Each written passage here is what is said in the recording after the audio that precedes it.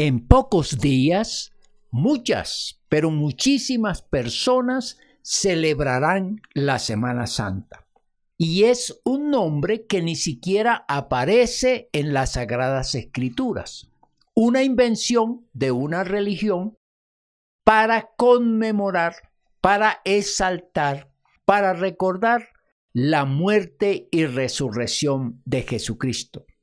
Pero, ¿por qué hay que celebrar este hecho si fue el peor crimen de lesa humanidad que cometió la religión de aquel entonces? No hay que celebrar. Fue un momento muy triste para ese hombre que siendo puro, que siendo Dios, fue acabado por los impuros, por los pecadores y por unas religiones que no le entendieron, que no abrieron sus corazones y que no le permitieron que su mensaje de redención y salvación fuese difundido, no solamente en la región de aquel entonces, sino por todo el mundo. No podemos celebrar un evento tan trágico, tan doloroso para este ser tan bueno, tan especial, venido de los cielos. ¿Por qué, pues, se celebra la Semana Santa? Porque no se entiende que a diario Jesucristo debe estar en el corazón, pero cuando vamos a la práctica, a la realidad, la Semana Santa no es el tiempo de recogimiento, no es para el remordimiento espiritual, no es para hacer un acto de contrición y decir, soy pecador, la vida mía es un desastre, necesito reconocer a Jesucristo que murió en una cruz para darme perdón de mis pecados y darme una vida diferente. No, la Semana Santa es un tiempo de fiesta, de diversión, de tragos, de paseos y aún más para aumentar el adulterio, la fornicación, la drogadicción. No hay que celebrar la Semana Santa. El cristiano que tiene a Jesucristo en su corazón no celebra la Semana Santa, porque sería como sentirse feliz por la muerte de este hombre. No, es el tiempo de dolor, de tristeza, de que el corazón sienta una compunción, una afección tan grande por lo que hizo Jesucristo por cada uno de nosotros. Tiempo para arrodillarse y clamar a Cristo Jesús el perdón de los pecados. Así sería el hecho de reconocer que Jesucristo es el Señor y Salvador. No hay que tener una semana especial en el año para ir al templo, que esa es la otra cosa que vemos. La gente acude en mayoría a los templos entre esta semana. Pasada esta, la gente vuelve a sus pecados, a sus vicios, a sus maldades y olvida esa semana. Es una burla, es un desastre desde el punto de vista del ser humano que no entiende las Sagradas Escrituras, que no las lee, que no las experimenta y que no las conoce bien. Y para Dios es una burla, porque es un drama que la gente entra a buscar como ese mensaje, como ese momento especial, pero pasado se olvida de todo y vuelve a la vida cotidiana y de olvidarse de aquel tiempo que Jesucristo vino a la tierra, murió por los pecados y ofreció la vida eterna. Todos los días para el cristiano son santos. No necesita una semana especial en el año. El cristiano reconoce que Jesucristo es su Señor y su Salvador. Y el cristiano recuerda con dolor, con tristeza, lo que Jesucristo hizo en vez de que nosotros sufriéramos. Porque eso es lo más interesante. El significado de la muerte de Jesús es que nos rescató del pecado, de la maldad, del vicio. Nos ofreció la limpieza de nuestro corazón, de nuestra mente, y nos ofreció el acompañarnos a un proceso de cambio de vida, de cambio de actitud, de cambio de pensamientos, de cambio de comportamientos.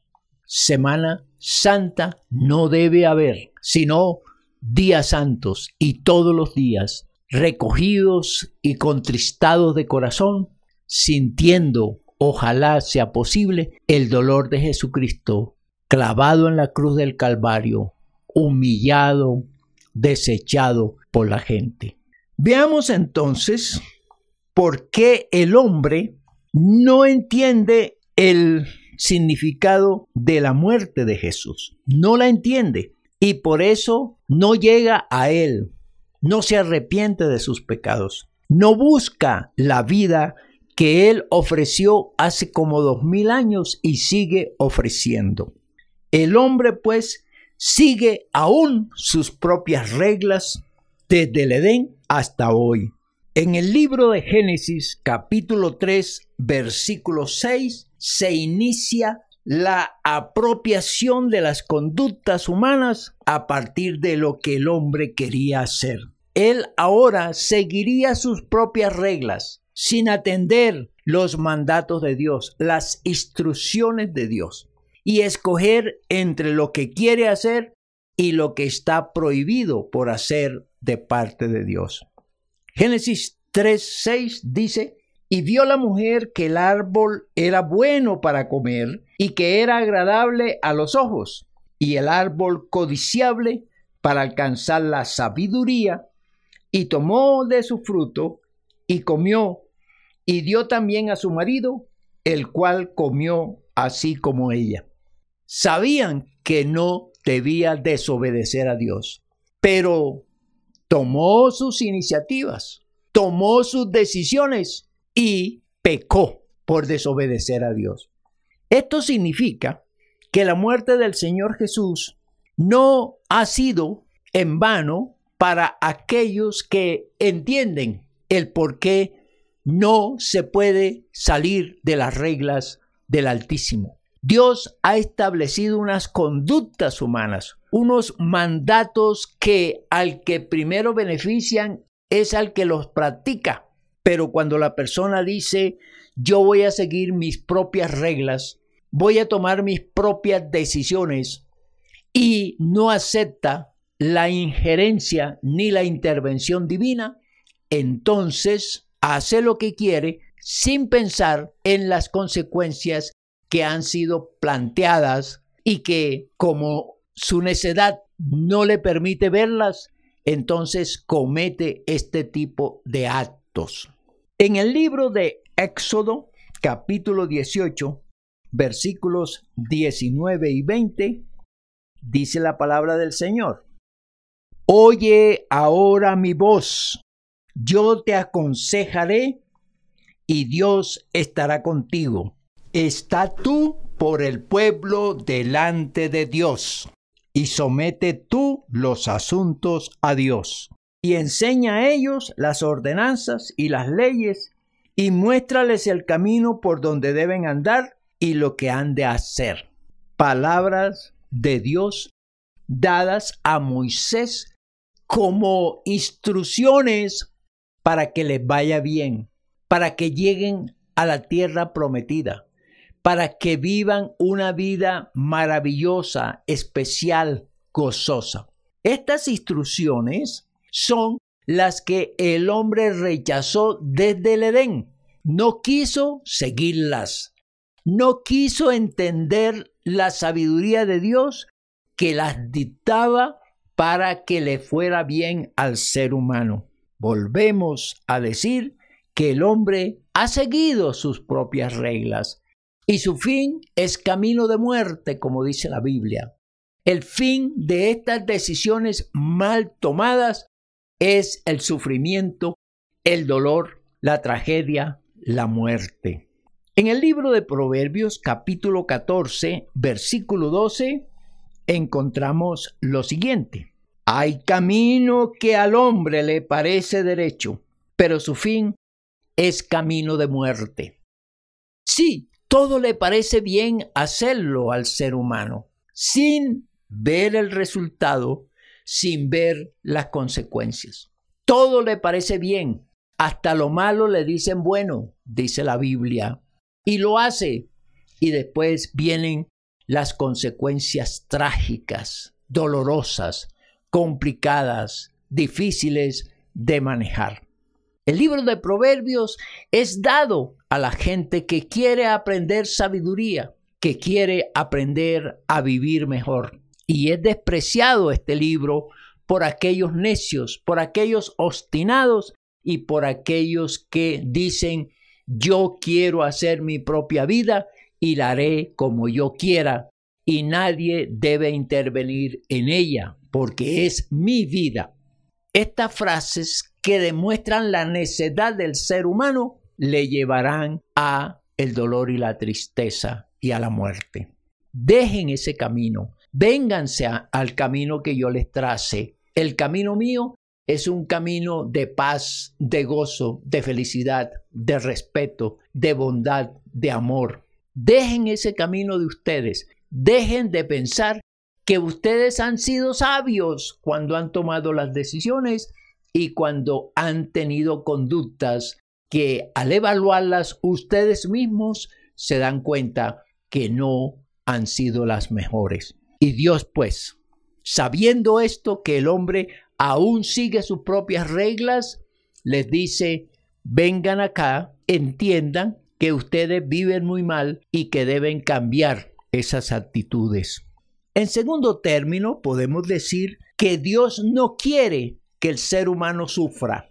Qué bonito, ¿verdad? Cuando entendemos esto, porque lo creó para que viviera feliz, para que viviera en armonía, para que viviera una vida especial y sobre todo agradable. En el libro de Levítico, capítulo 5, versículos 17 y 18, nos dice el Señor de esta manera: finalmente, si una persona pecare o hiciere alguna de todas aquellas cosas que por mandamiento de Jehová no se han de hacer, aún sin hacerlo, a sabiendas, es culpable y llevará su pecado. Traerá pues al sacerdote para expiación, según tú lo estimes, un carnero sin defecto de los rebaños, y el sacerdote le hará expiación por el yerro que cometió por ignorancia y será perdonado. Las equivocaciones, los errores, el pecado y las malas decisiones tienen un castigo, tienen un juicio y tienen una condenación. Eso hay que entenderlo y no pensando únicamente en lo que Dios ha mandado sobre este tipo de actos, sino desde el punto de vista de la sociedad. Todo criminal, todo acto que viole la ley debe ser castigado. Pero aquí Dios, en este texto y en otros que aparecen en las Sagradas Escrituras, nos dice que Él no quiere que el hombre sufra. Por eso le instruye diciéndole: si has cometido algún pecado, si has tenido la intención de cometerlo, lleva un cordero limpio y puro al sacerdote para que él lo sacrifique y sea perdonado tu pecado. Dios pone un sacrificio y coloca a un animalito puro, limpio, inocente, para que pague por el pecado de este ser que lo ha cometido. ¿Esto cómo lo entendemos? Que Dios, en vez de castigar al culpable, no lo hace, sino que pone a un animalito como este para que reciba el castigo que merece el pecador, el que ha violado las disposiciones de Dios. Eso no se ve en ninguna parte. La ley es para el culpable y el culpable tiene que ser castigado. Pero el amor de Dios es tan inmenso, es tan grande, es tan maravilloso, que no quiere que el hombre sufra. Y por eso pone en sacrificio a un animalito tan frágil, tan inocente, tan especial, para que pague por la culpa de este ser malo y perverso. Esa es la realidad de Dios. Dios no quiere que el hombre sufra, no quiere que el hombre ande mal, no quiere que el hombre destruya su vida y la de su familia y la de la sociedad. Hay que aprender eso de Dios. El amor de Dios es inmenso. El amor de Dios le permite instruirnos y guiarnos para que evitemos la equivocación y que ésta no nos lleve al dolor y a la tristeza y hasta la muerte inclusive. Y así pasaba el tiempo en que los pecadores, al sentir remordimiento, porque esa es otra cosa que hay que decir, que aquellos que sentían remordimiento, tristeza, culpa por el pecado cometido, eran los que llevaban el cordero ante el sacerdote para la expiación de sus pecados.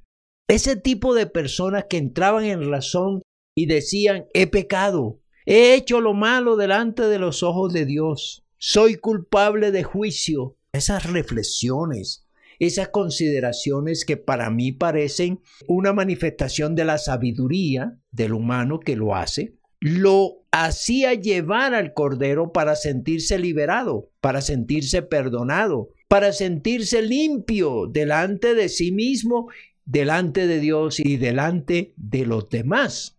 El cordero pues significaba, sacrificándolo, que los pecados eran limpiados por la ejecución, por la muerte de ese cordero. Vamos a ver más adelante cómo no lograba Dios ver que todo el mundo, que todos los habitantes de la tierra en aquel entonces hicieran estos actos, buscaran el cordero para que sus culpas fueran libradas.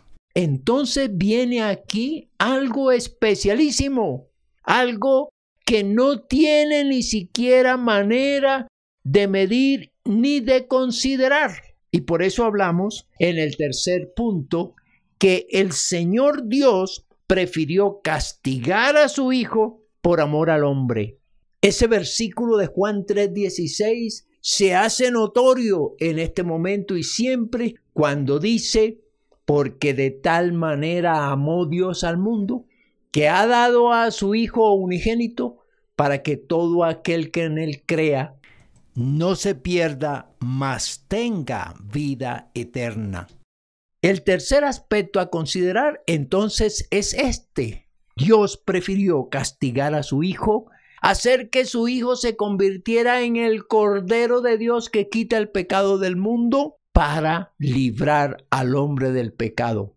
Y lo hizo por amor al hombre, por consideración al hombre, porque Dios no quiere que el hombre sufra. En el libro de Isaías capítulo 53, versículo número 5, encontramos ese texto inicial que nos lleva a observar que el Señor Jesucristo se coloca en su cuerpo y en su piel el dolor de cada uno de nosotros. Mas Él herido fue por nuestras rebeliones, molido por nuestros pecados.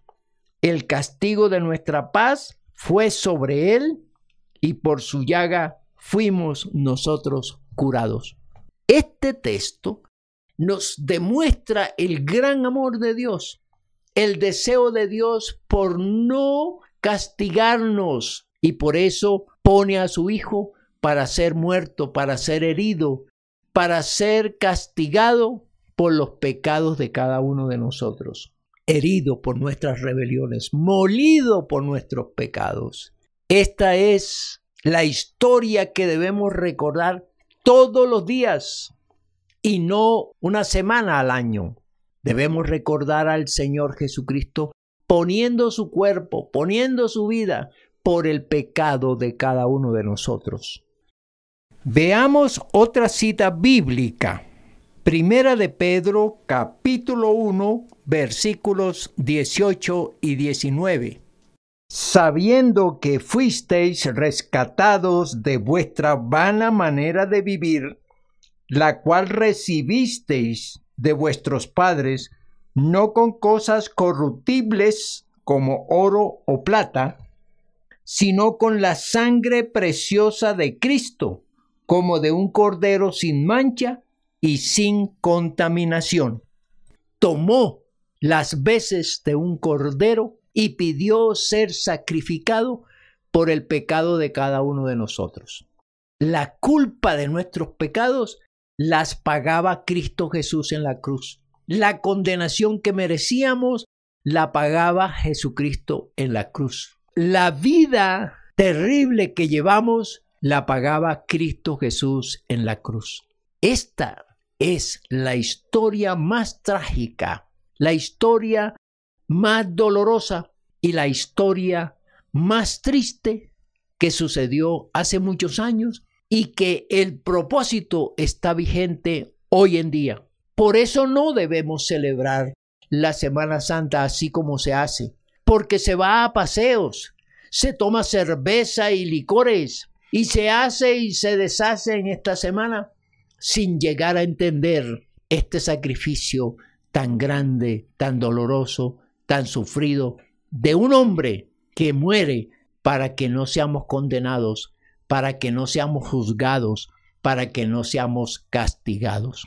Dolor y tristeza debe darnos en nuestro corazón y deberíamos sentir todos los días, 24 horas al día, ese dolor. Jesucristo pagó por nosotros el pecado y los delitos cometidos para que pudiéramos ser redimidos por Dios.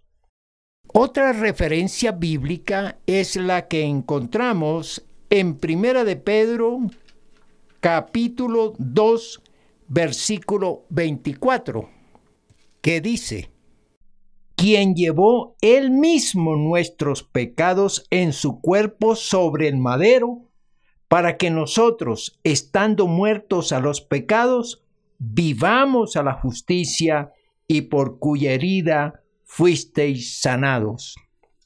Es que la muerte de Jesucristo es el vehículo que nos lleva ante la presencia de Dios.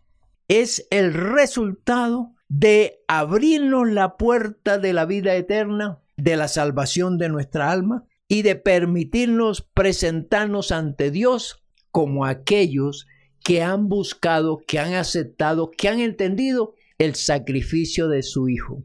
Sí, los pecados fueron perdonados en aquellos que en verdad entienden lo que significa la muerte de Jesús. ¿Cuál es el significado de la muerte de Jesús para usted?